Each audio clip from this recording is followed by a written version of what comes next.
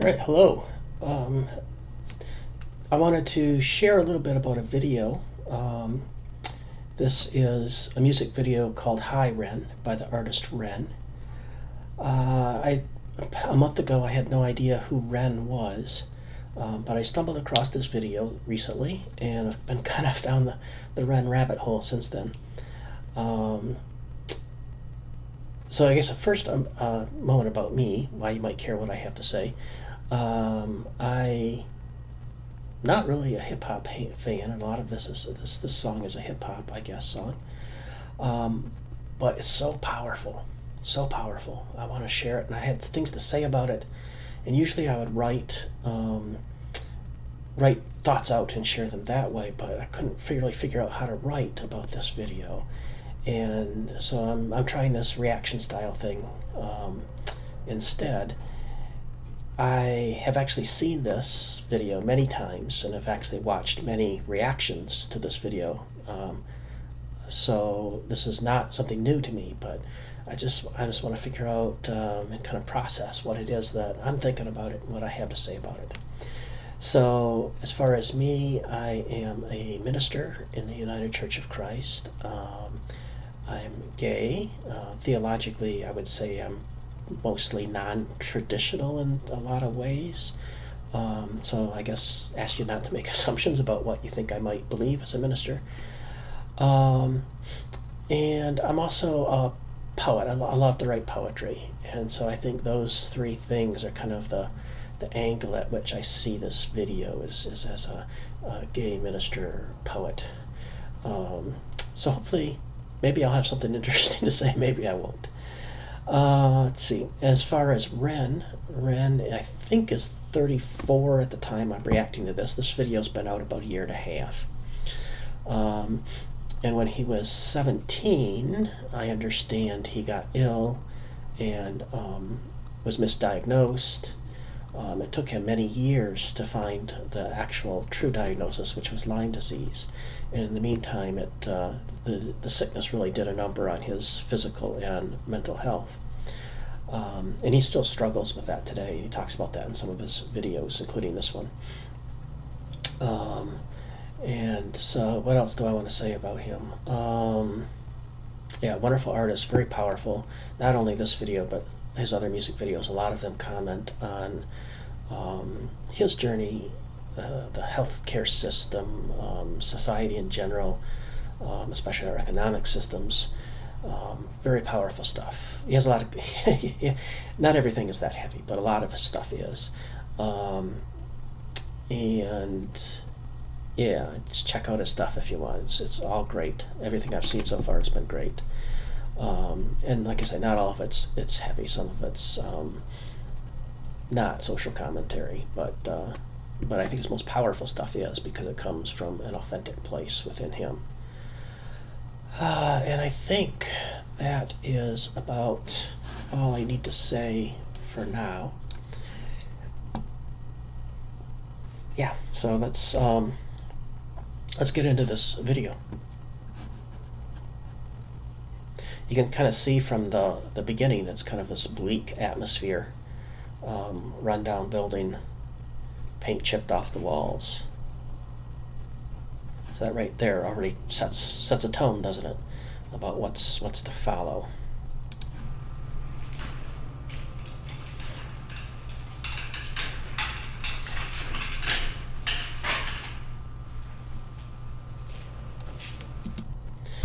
And I will say too, yeah. So here we kind of get a mental health, insane asylum vibe, um,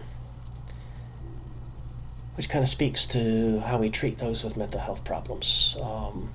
This pig butcher is a fascinating um, character in the video. It only appears here at the beginning. That's not really much of a spoiler. And hopefully you've seen this yourself too before. If this is the first time you've seen this video, you might want to go watch it first, and then come back and see what I might have to say about it. And yeah, but I understand from watching his other videos and some commentaries on his other videos that this pig guy in the pig mask comes probably from the novel Animal Farm, where the animals rise up. I don't think I've ever, I know it's a famous novel, but I don't think I've ever actually read it myself. And so we kind of get this pig butcher, gives us a revolutionary type vibe, but also kind of a, I don't know what else you call it, a dangerous doctor type vibe. So, yeah, quite an interesting beginning.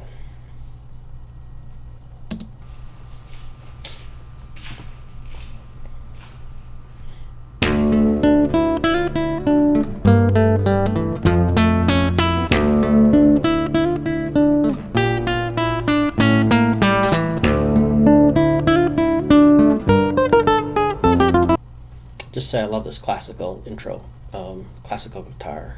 It's really beautiful.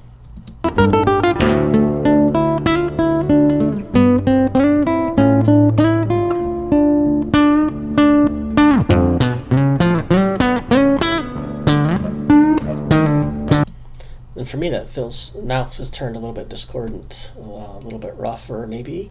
I'm not a musician, so I'll take that for what it's worth. But it feels like a foreshadowing of something to come. It's not all beautiful, right?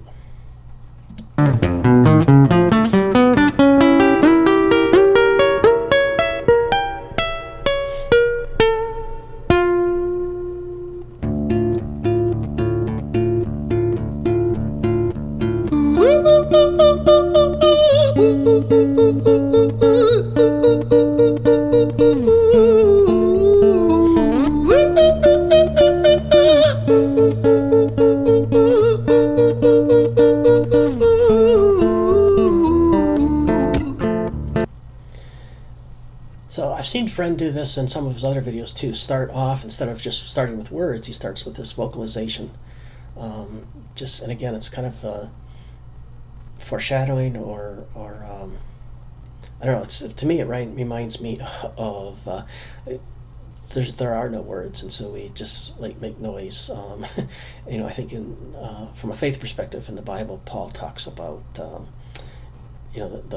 when we don't have words, the Holy Spirit praying for us, and that's kind of what this makes me think of. Just kind of letting out our emotions in any way that we can that is helpful. Hi there, Ran. It's been a little while. Did you miss me? You thought you buried me, didn't you? Risky. Cause I always come back. Deep down you know that. Deep down you know I'm always in periphery. Ran, are you pleased to see me? It's been weeks since we spoke, bro. I know you need me. You're the sheep, I'm the shepherd. Not your place to lead me. Not your place to be biting off the hand that feeds me. Hi, Ran. I've been taking some time to be distant. I've been taking some time to be still. I've been taking some time to be by myself since my therapist told me I'm ill. And I've been making some progress lately, and I've learned some new coping skills.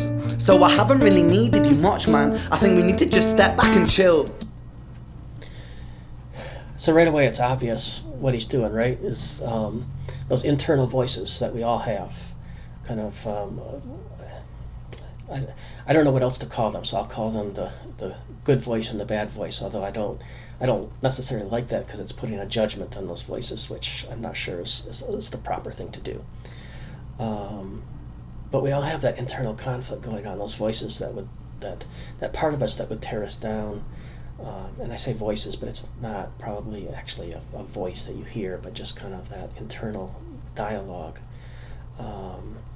in your brain about, a part of you that is tearing yourself down, telling you're not good enough, and another part of you struggling, like, why aren't I good enough? I can do this. And so he's going to show us that internal dialogue, and it's really fascinating the way he does it. Wonderful artistry, great lyrics.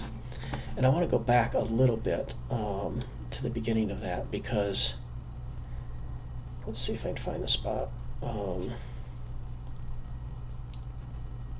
There. Because he has some great lines in here. The bad voice talks about, I am the shepherd and you are the sheep. So it's trying to assert its dominance and take over.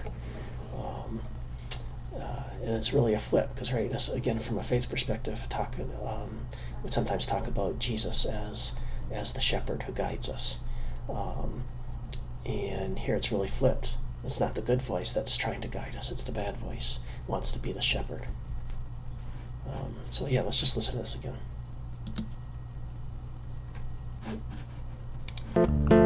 Hi there, Ran. It's been a little while. Did you miss me? You thought you buried me, didn't you? Risky. Cause I always come back. Right, you thought you buried me. It's risky because I always come back. Right, we can't, when that shadow side, that bad voice, if we ignore it, it comes back. If we try to repress it, it just grows and grows until we can't ignore it anymore. Down, you know that. Deep down, you know I'm always in periphery. Ran on you, pleased to see me. It's been weeks since we spoke, bro. I know you need me. You're the sheep, I'm the shepherd. Not your place to lead me. Not your place to be biting off the hand that feeds me. Not your place to be biting off the hand that feeds me. Great lines. So it's like the shadow is saying, you don't have any right to shut me up. And really, it's not healthy to shut our shadow up either.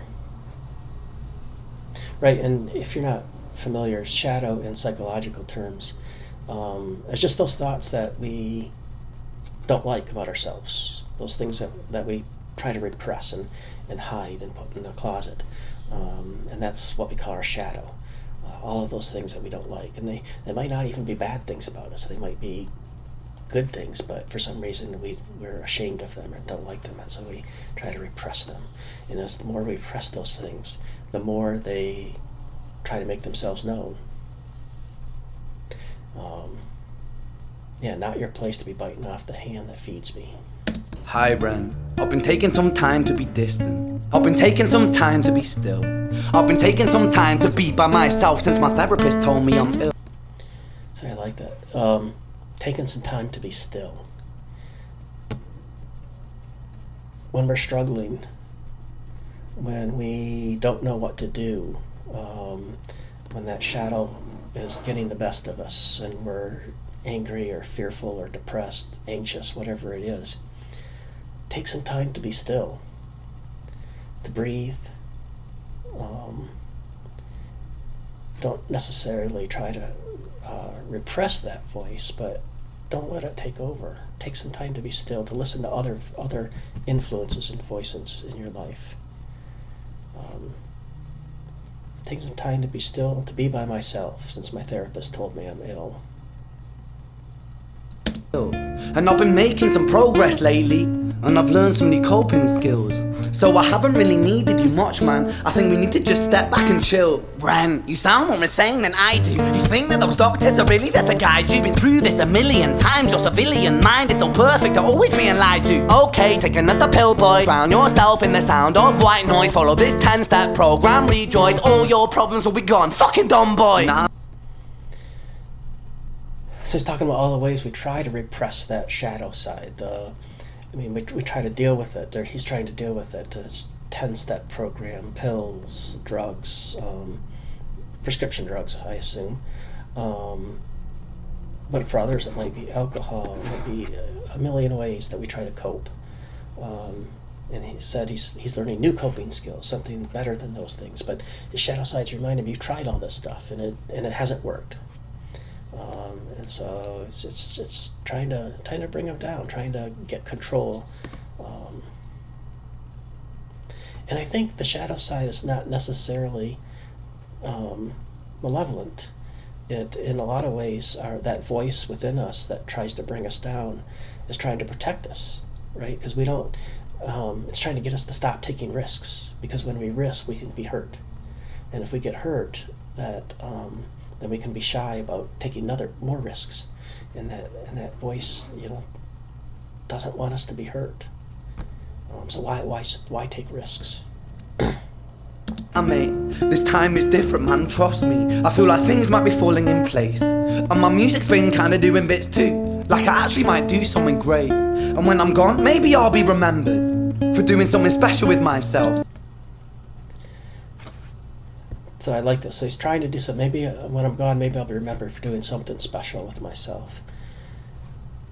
So right, this side is looking for some kind of meaning, for some legacy that they might leave when they're gone. What is the meaning? What is the purpose of our lives? And I think that's what this voice is looking for. That's why I don't think that we should talk, man. Cause when you're with me, it never seems to help. You think that you can amputate me, I am you, you are me, you are I am we are one, split in two, that makes one, so you see, you gotta kill you if you wanna kill me, I'm not left over. Another great line.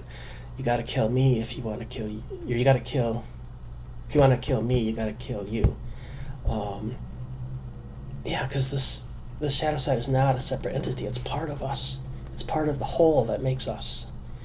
And so we can't let that shadow go. We can't kill it. We need to honor it and respect it. Not let it drive us and take us over, but not ignore it either. Let's go back up a little bit, see what I might have missed. Oops. Be remembered for doing something special with myself. That's why I don't think that we should talk, man. Cause when you're with me, it never seems to help. You think that you can amputate me, I am you, you are me, you are I am we are one, split in two, that makes one, so you see, you gotta kill you if you wanna kill me. I'm not leftover dinner, I'm not scraps on the side. Oh, your music is thriving, delusional guy. Where's your top 10 hit? Where's your interview with Oprah? Wow, your Grammys ran nowhere. Yeah, but my music's not. So I love this too. The where's your Grammys? Where's your interview with Oprah? Right?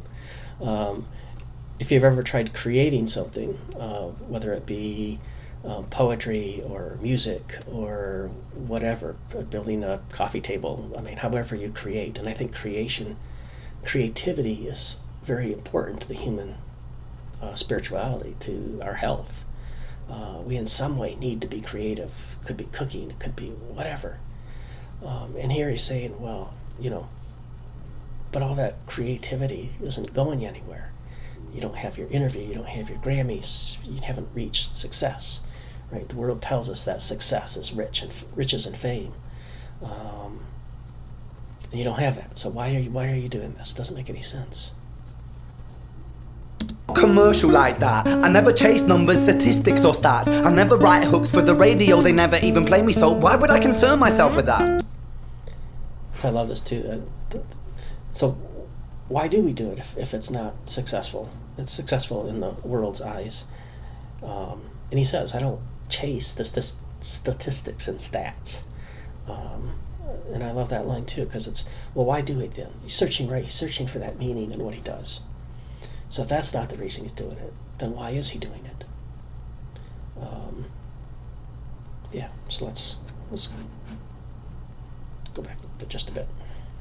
Yeah, but my music's not commercial like that. I never chase numbers, statistics or stats. I never write hooks for the radio, they never even play me, so why would I concern myself with that? But my music is really connecting, and the people who find it respect it. And so why is he doing it? Because the music is connecting, the people who find it respect it.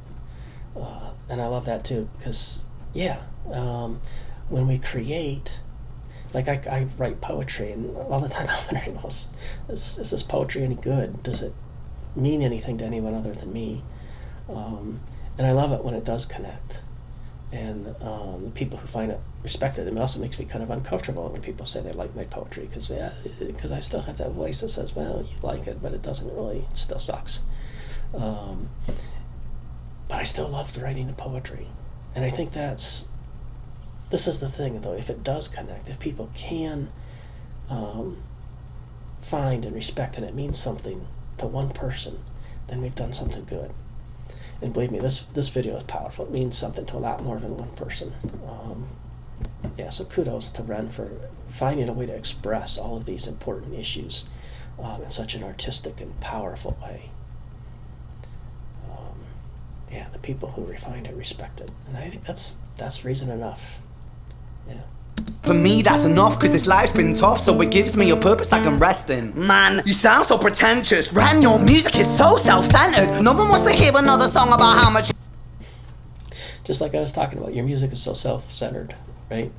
So when we get complimented with that voice is telling us, well, your egos, it's all ego. You're just feeding off that. You're just doing all this stuff to get your ego massaged. You hate yourself, trust me. You should be so lucky, having me inside you to guide you, remind you to manage expectations, provide you perspective. These lyrics are so good. Inside you to guide you, to manage expectations, provide you perspective. that's that shadow side. It's trying to protect us, or at least it claims it's trying to protect us, by warning us of all these dangers. But really, what it's doing is asking us to close ourselves off from the world, to not live. That's trying to protect us, to get us to withdraw and not live. Which is probably the primary way that I personally deal with stress, is to withdraw. And so I know how dangerous that is. If you want to thrive in life, you have to get out there and take risks. You have to ignore that voice that tells you you're not good enough. That thing you neglected, I get it. You wanna be a big deal. Next Jimi Hendrix, forget it. Man, it's not like that. Man, it's just like that. I'm inside you, you twat. No, it's not, man. You're wrong. When I write, I belong. Let me break the... When I write, I belong. So it's a calling, right? He's called. His purpose is to make music. That's what he's found is his purpose. That's what brings him meaning. When I write, I belong. The fourth wall by acknowledging this song. Ren sits down, has a stroke of genius. He wants to write a song that was not done previous. A battle with the subconscious. Eminem did it. Played on guitar. Plan B did it. Man, you're not original, you criminal rip-off artist. The pinnacle of your success is stealing other people's material. Ren, mate, we've heard it all before. She sells seashells on the seashore. Fuck you. I don't need you. I don't need to hear this. Cause I'm fine by myself. I'm a genius. And I will be great. And I will make waves. And I'll shake up the whole world beneath us. That's... Right, I love that. His response to this voice is, no, I can't do it. I am good enough. I'm a genius. It's so good. And we need to remind ourselves of that. We have so much negative self-talk. We need to make sure we counter that with some positive self-talk.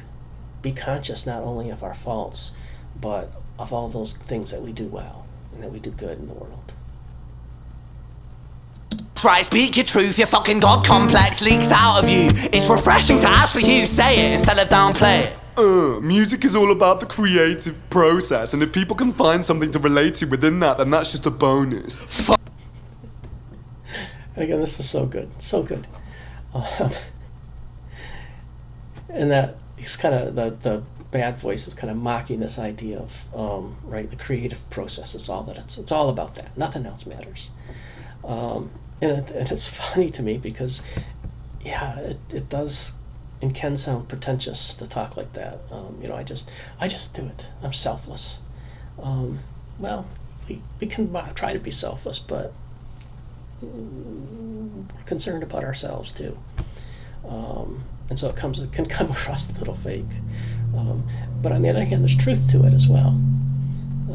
That I think the important thing is that we do it for the process, to be creative. I mean, that's a human need, is to be creative. We need to do that, whether we end up sharing it with other people or not.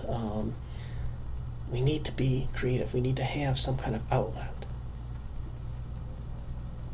Fuck you. I'ma fucking kill you, Ren. Well, fucking kill me then, let's fucking have you, Ren. I'ma do it, watch me prove it. Who are you to doubt my music? Cause I call the shots, I choose if you die. Yeah, I call the shots and so I choose who survives. I'll tie you up in knots when I lock you inside.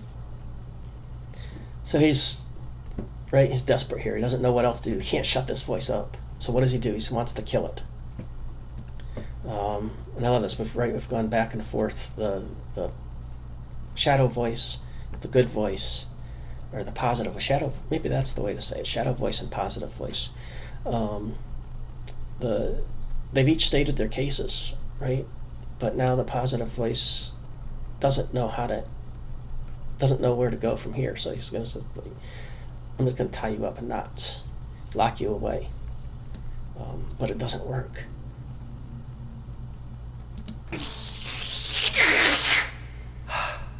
Newsflash!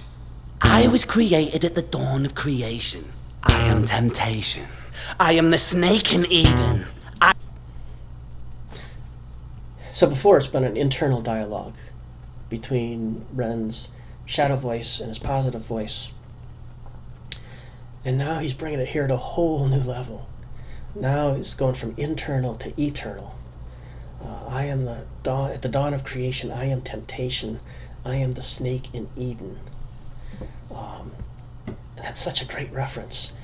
I think that story, of course, if you're not familiar in the Bible, Adam and Eve in the garden, is in the book of Genesis.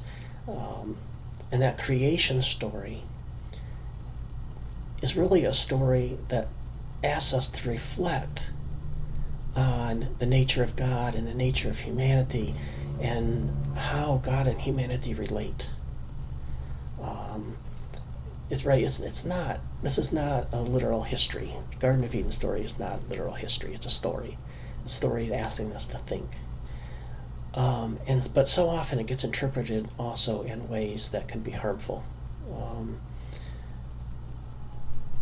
And I think here, what this makes me think of, I am the snake in Eden. Of course, one way we usually think about that story is the snake tempts Eve to eat the apple, which God told them not to eat because it'll give them a lot of knowledge from the tree of knowledge. It'll give them a lot of knowledge that really is going to lead them down the wrong path. But the snake comes and convinces Eve and Adam to eat the apple, and they do, and they gain this knowledge that leads them down the wrong path. But a lot of people, we usually think of that as, it's about disobeying God, about doing things we shouldn't do, and we think of it as introducing sin into the world. I'm not sure that's the way I interpret it. I don't read it that way, really. First of all, sin for me is not necessarily wrongdoing, although it can be wrongdoing. Sin, in my theological view, is estrangement from God. So sin is anything that drives a wedge between us and God. It's also because we are created in God's image, that the divine loving essence is part of who we are as well. I would also say that sin is anything that drives a wedge between people, that keeps us from having good, healthy relationships. And so when he says, I am the snake in Eden, what it actually makes me think of, and I don't necessarily think this story is about Adam and Eve disobeying. I think this is more about shame.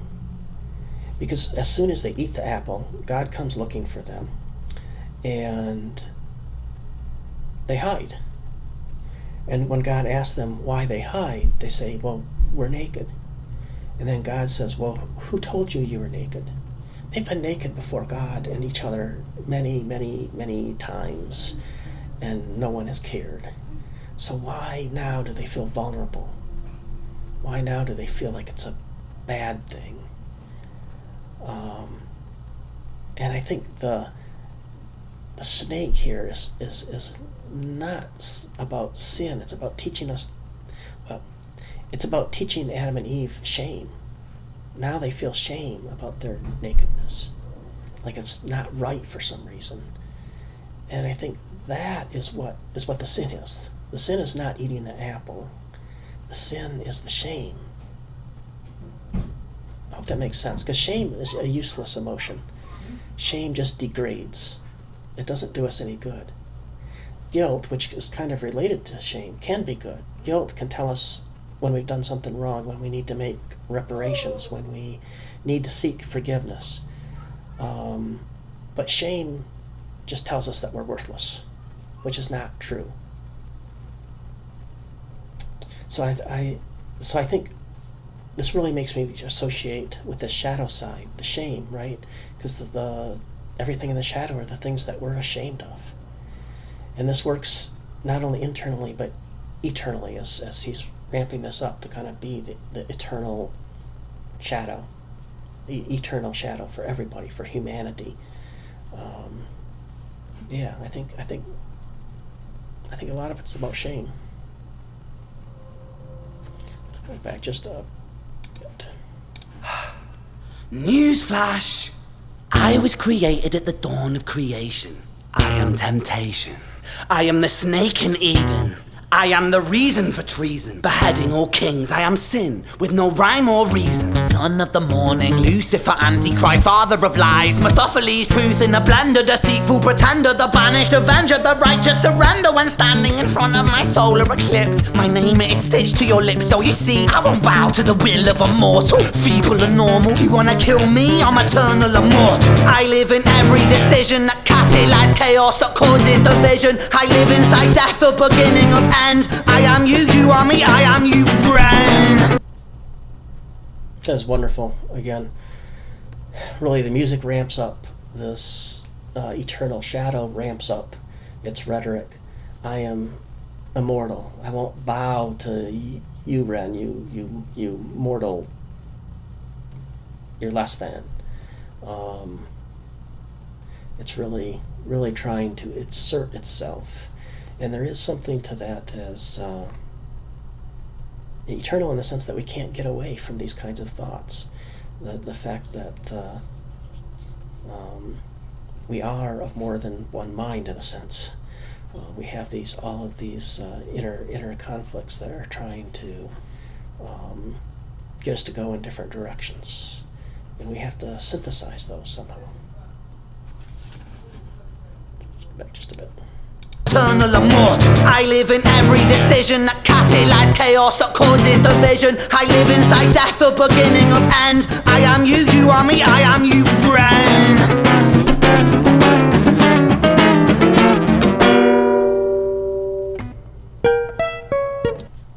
So the music changes, right? We've had, like I said, the internal shadow and positive both express their case, and now the eternal shadow has expressed its case, and now we're going to hear from the eternal positive.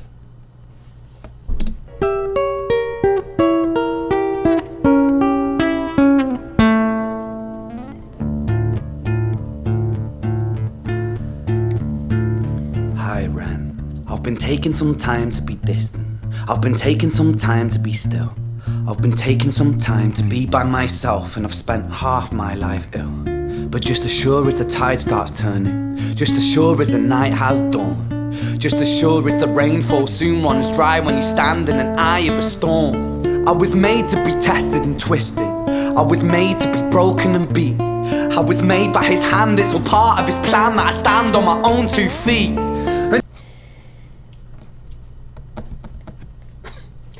It gets me every time. Part of his plan that I stand on my own 2 feet, and then he stands up. I don't know. That's such artistry. And it's so powerful. He's getting through this. He's the positive is asserting itself. And I'm gonna go back and listen to this again. But part of what he says there is, I'm made to be broken and beaten. And theologically, I don't really think that is true. I don't think, and he says part of his plan, and I assume his there means God. I don't think God's plan for us. I don't see God as the puppet master, right? That's so I don't think God plans for us to suffer. I understand God to be love. So God doesn't want us to suffer, but we do suffer because we're human beings. And so I don't know that it's part of God's plan that he be broken and beaten and suffer. But I think what's happening here, and what way I'm hearing this, and I get it, is because when we go through suffering, we want to find meaning in that suffering. We don't want it to be for nothing. I mean, that's who we are as human beings. I think for me, that's what separates human beings from other animals, is that we need meaning in our lives. Viktor Frankl was a famous psychologist that his theory was that the primary human drive, what keeps us going, once we have our basic needs met, what keeps us going is our drive to make meaning, to find meaning in our existence.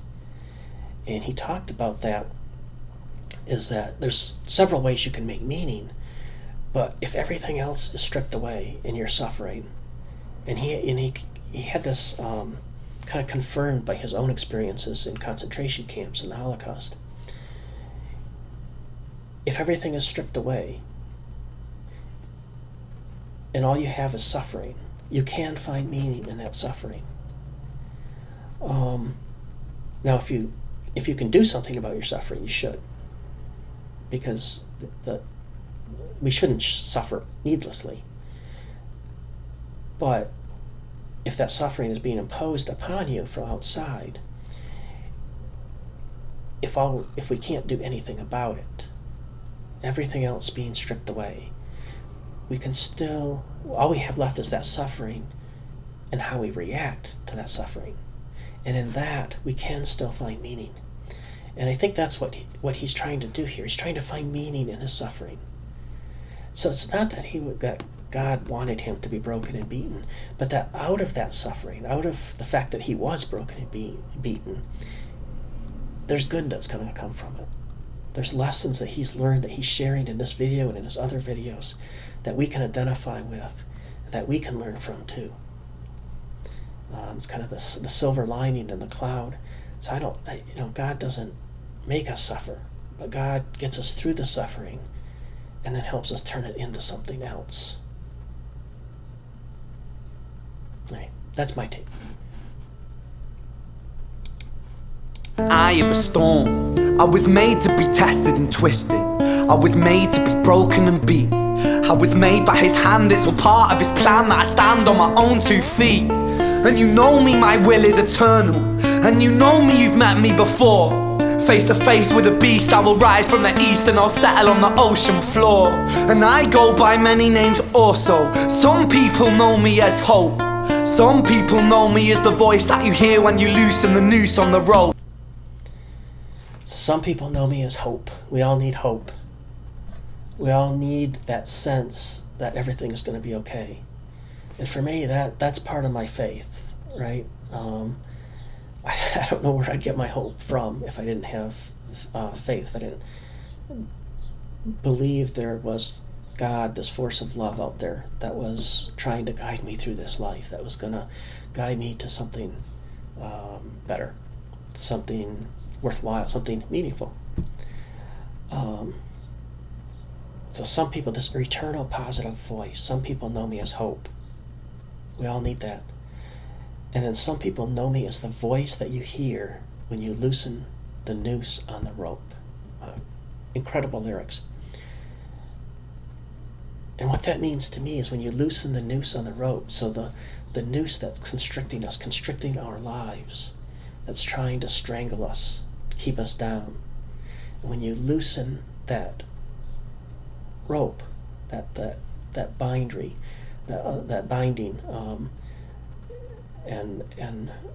makes me think in Christian terms of the practice of confession. When we name the things that are binding us, and we name them so that we can be free of them. And that's what loosening the noose on the rope is. It is freedom. Moving past and moving beyond those things that are trying to bind us and hold us back.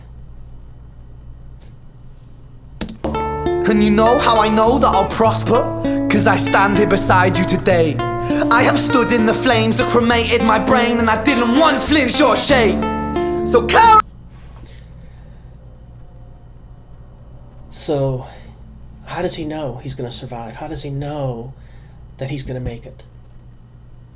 Because he stood in that suffering and didn't flinch or shake.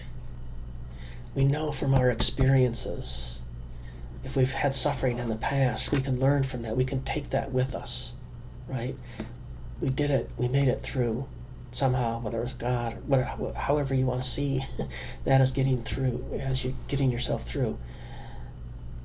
We made it through, and so we know we can do it again. He knows from experience. He's been through it. He's still here. He's made it. And he's hanging his hat on that experience. He knows he can do it, but despite what the shadow voice says. Go back just a little bit. God, I love this video so much. Know me as the voice that you hear when you loosen the noose on the rope. And you know how I know that I'll prosper? 'cause I stand here beside you today. I have stood in the flames that cremated my brain, and I didn't once flinch or shake. So care of the man I've become when I sing from the top of my lungs, that I won't retire or stand in your fire, inspired by me to be strong. And when I am gone I will rise in the music that I left behind. For It's going to arise in the music that I left behind. Again, finding that meaning, right? He's finding meaning in the music that he's making.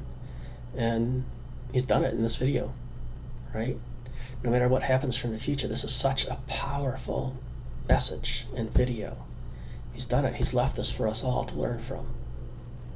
And I love this kind of this soaring music here, where he goes into singing, and instead of more of the hip hop. It's so uplifting. It brings us up with him.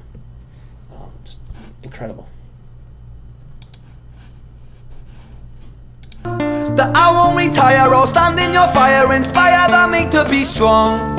And when I am gone I will rise in the music that I left behind. Ferocious, persistent, immortal like you, Iroquois me to different side.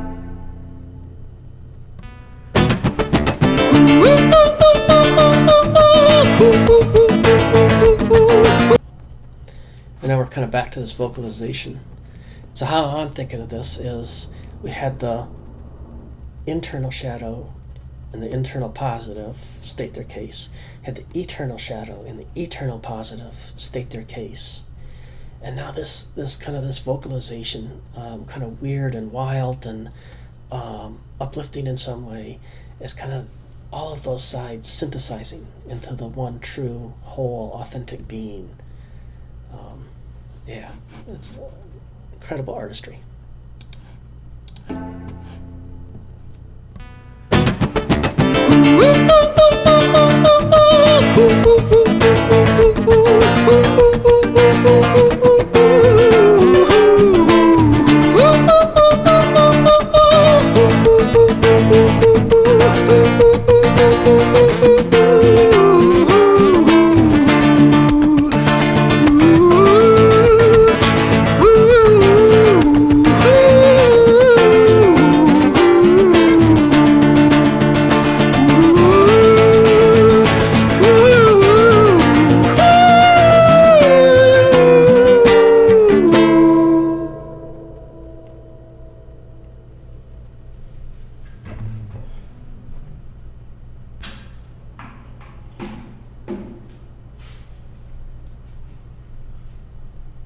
When I was 17 years old, I shouted out into an empty room, into a blank canvas, that I would defeat the forces of evil.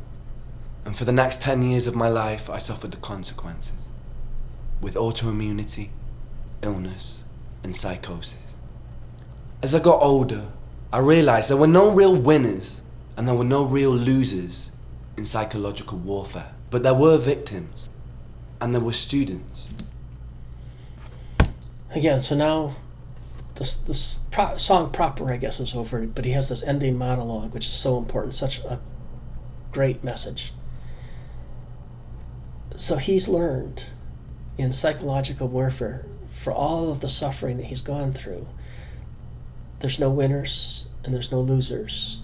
There's victims and there's students. And I find that inclusion of students to be so important. Like I said, it's what we learn as we go through these sufferings, I think, that can really be the positive influence. Yeah. Let's go back a little bit here.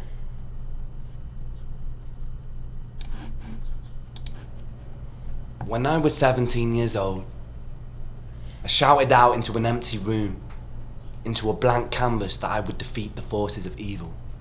And for the next 10 years of my life, I suffered the consequences, with autoimmunity, illness, and psychosis. As I got older, I realized there were no real winners and there were no real losers in psychological warfare, but there were victims and there were students. It wasn't David versus Goliath. It was a pendulum, eternally swaying from the dark to the light. So these things we go through, like he says, isn't David versus Goliath. It's not the good little guy versus the big evil guy. It's not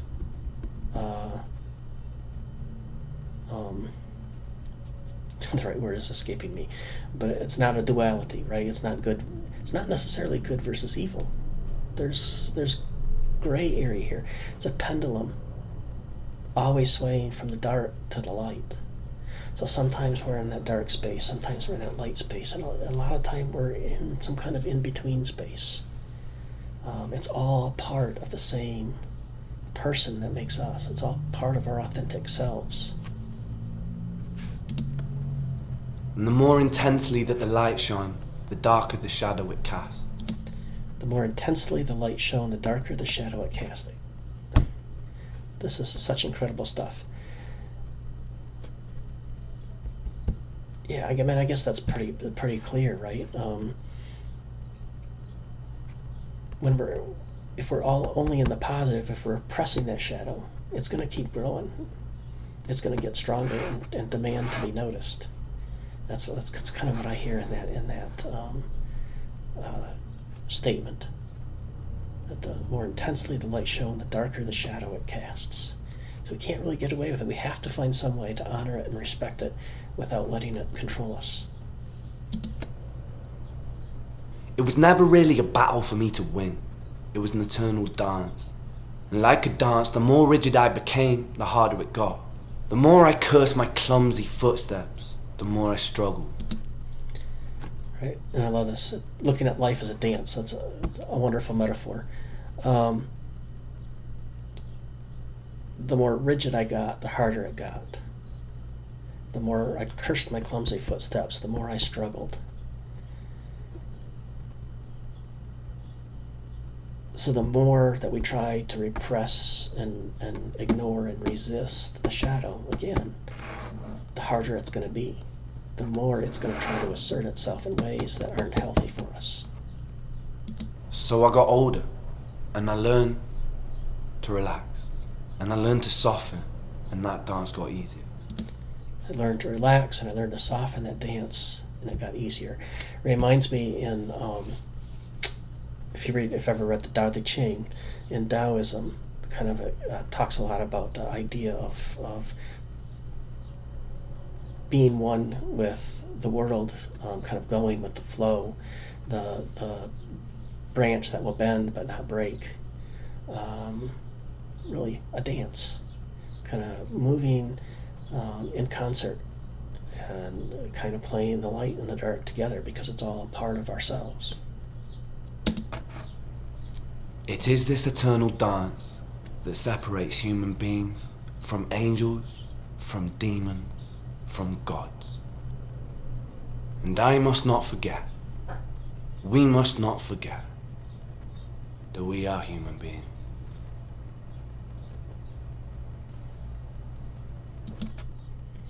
We are human beings. We're more. I think at some point in there, he talks about being two sides of a coin, right? That again, that shadow side and that positive side, it's all us. We're two sides of the same coin. We need to synthesize them. Yeah. Incredibly powerful video. I hope maybe some of my comments have gotten you to think a little bit or have been helpful in some way. If you like if you thought so, like the video. This isn't really my wheelhouse, so I don't know that I'll ever do this again.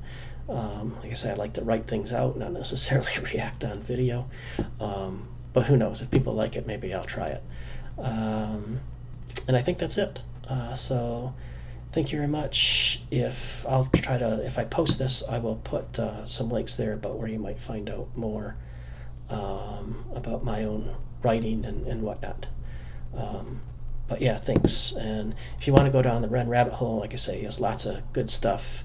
Lots of it's, I guess, trigger warnings, important but sensitive issues, and tough language sometimes. But yeah, well worth checking out. Thank you very much.